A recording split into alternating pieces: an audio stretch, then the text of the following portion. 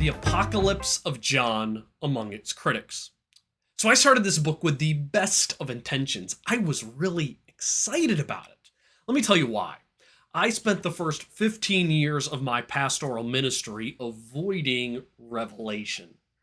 I'm a dispensationalist, and I feel like Revelation has been overdone in my circle, and so I wanted to focus everywhere in the Bible but Revelation. Then in the early part of this year, 2023, I taught through the minor prophets in my church. And I loved going through the minor prophets, but teaching through the minor prophets gave me a burning passion to walk through Revelation. And I just plunged in. At the recording of this review, I am preparing for a teaching on Revelation chapter 15.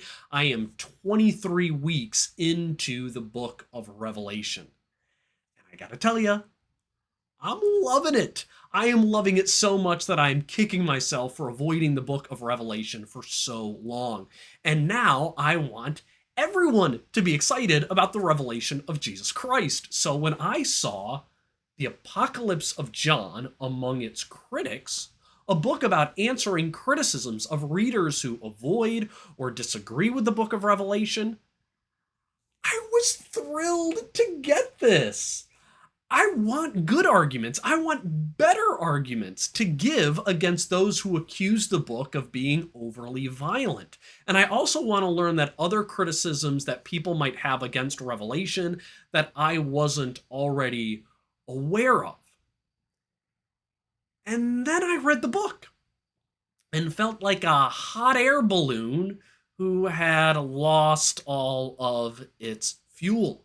The book disappointed me more than any other book I've read so far this year.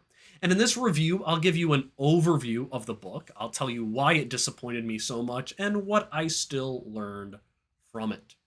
Welcome to Rev Reads. If you want to be into books that will challenge you to stay into the truth of God's Word, please subscribe to the channel to stay up to date with my most current book reviews. Also, please like this video, share it with other people on social media. That helps the channel so much and also allows other people to know about the work of The Apocalypse of John among its critics. This book has a pretty simple structure and premise.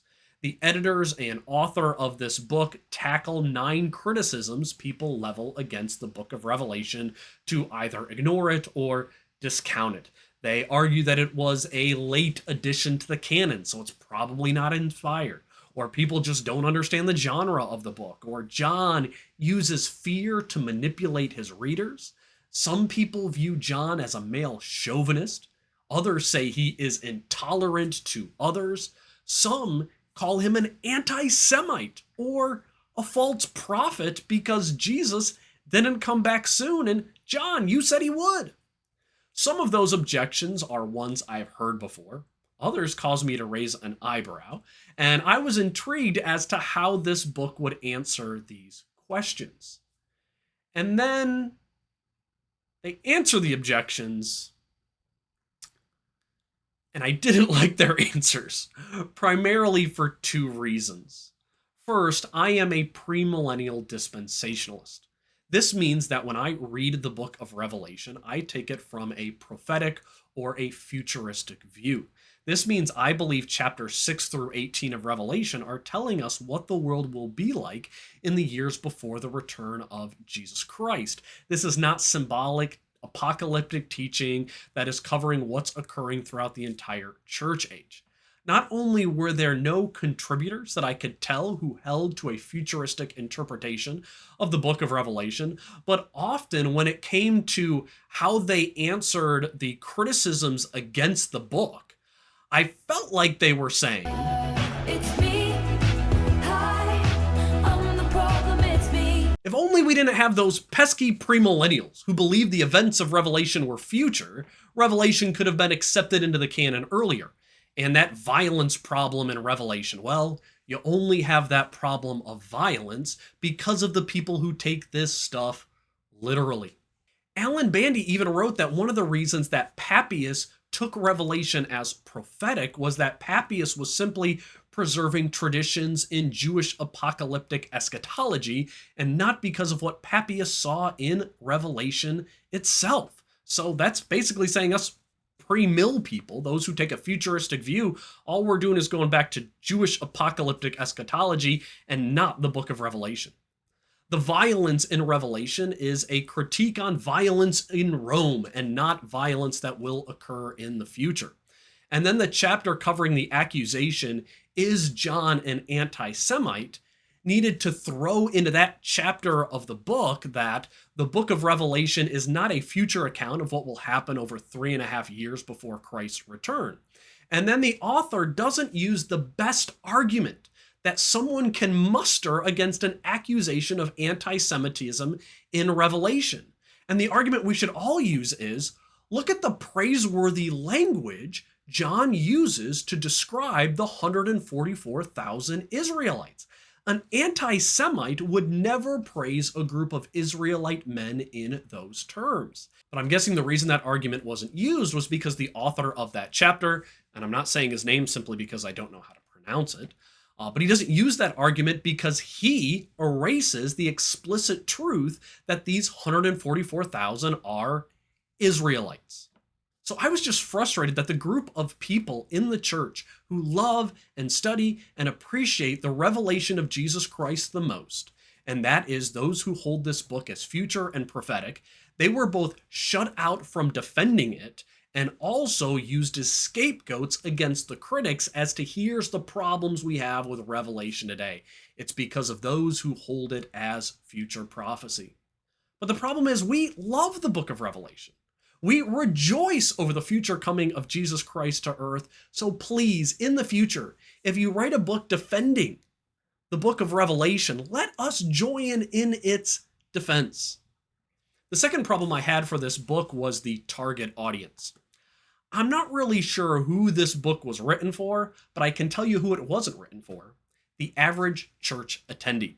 I think in the end, this book is really limited to academics.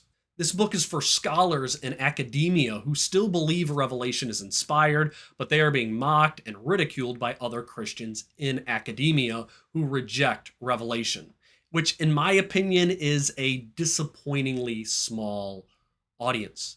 The critiques against Revelation in this book almost exclusively come from academics. Some of the complaints I've heard from people in my church, the type of complaints an average Christian would make about Revelation, I don't think they made it into the book. They didn't make the cut.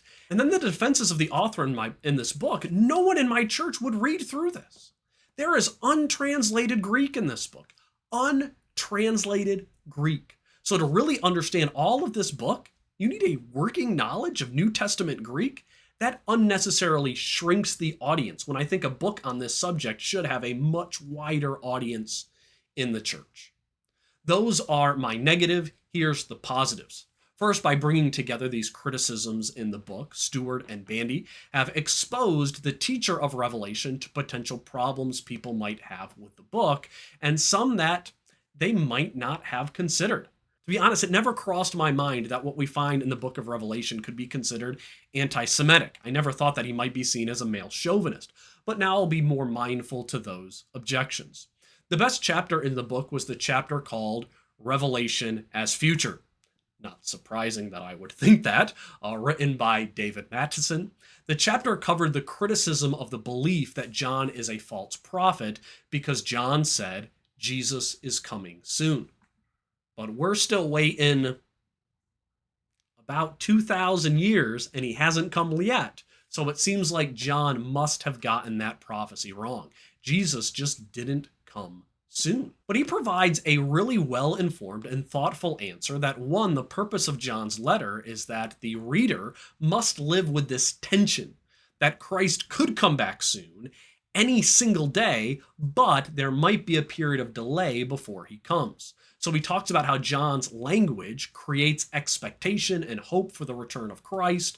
And he also covers indications in the book of Revelation that there will be a delay before the return of Christ.